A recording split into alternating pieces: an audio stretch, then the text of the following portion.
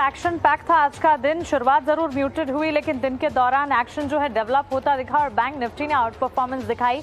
14 दिसंबर 2022 को जो all time levels दिखाए थे, उन लेवल्स को टच किया और वहां से वापस घूमा है। इस वक्त भी अगर आप देखेंगे 44,070 के लेवल्स के आसपास बैंक निफ्टी जो है वो सेटल होता हुआ देखने को मिल रहा है। एक्सपर्ट्स का यही मानना है कि इस तेजी के बाद आगे बैंक्स एंड फाइनेंशियल्स में और ज्यादा परफॉर्मेंस जो है एक्टिव होती हुई दिखेगी और बैंक निफ्टी के साथ साथ निफ्टी और ब्रॉडर इंडिसेस में भी ड्यूरिंग द डे एक्शन हमने जरूर देखा।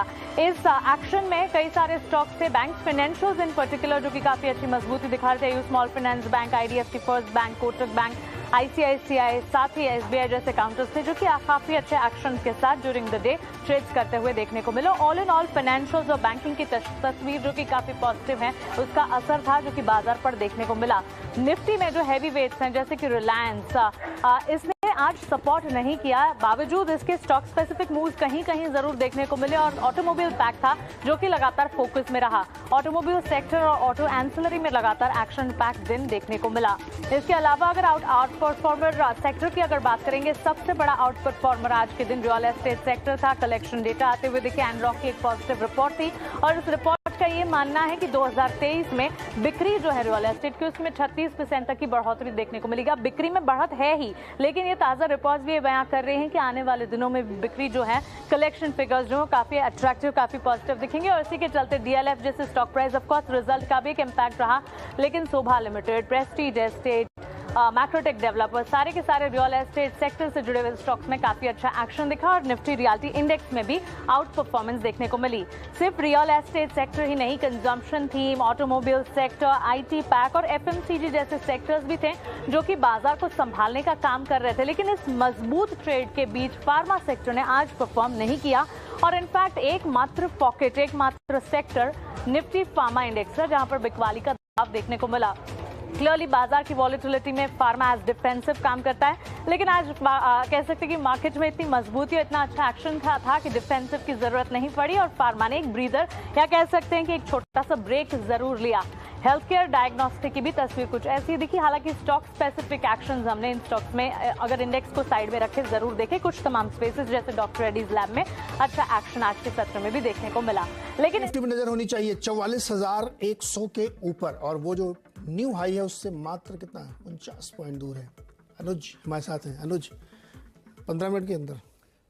नीरज जी बिल्कुल, यादों का जो हम ट्रेडर्स हॉटलाइन के लिए आपको सौंप रहे थे, बस अब आधा घंटा संभाल लीजिए, क्लोजिंग में हम लगवा देंगे ऑल टाइम हाई।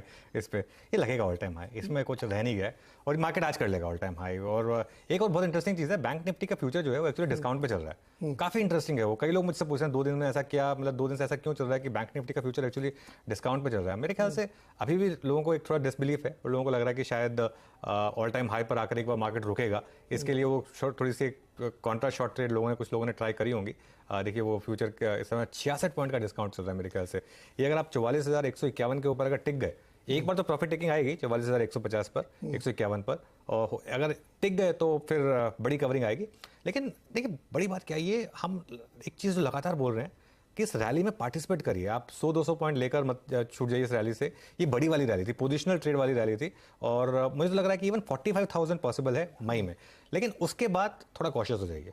44,000 टू 45,000 का जो लास्ट मूव आएगा, मुझे लग रहा है उसके बाद आप प्रॉफिट बुक करना शुरू करिएगा। उसके बाद बाकी सेक्टर्स को पार्टिसिपेट करने की जरूरत है। वैसे खैर कर भी रहे हैं, एफएमसीजी, ऑटोज, सबके सब कर रहे हैं। आप ब्रेक से पहले न्यूलैंड डिस्कस कर रहे थे एक्चुअली। और देखिए क्या मार्केट है, स्टनिंग अर्निंग्स रिएक्शंस क्या स्टनिंग रहे हैं, खासतौर से वहां पर जहां पर मार्केट को विजिबिलिटी दिख रही है, जैसे डीएलएफ। बाकी 1-2 कंपनियों में भले ही ऊपरी लेवल से थोड़ा सा स्ट्रगल आया हो, लेकिन जैसे डीएलएफ है 8% ऊपर हो गया, अभी सुबह 2% ऊपर खुला था, अभी 8% ऊपर है। शानदार मार्केट है ये। मुझे लग रहा है एक बार थोड़ा सा तंग करेगा वो 44,151, लेकिन अगर मुझे लग रहा है कि आज हो जाना है। मुझे लगता है जिस तरह से ये आया है ना, वो एक झटके में नहीं आया है कि लगातार रैली बनती चली आ रही है, धीरे धीरे आया, कई बार रुका, कई बार हुआ।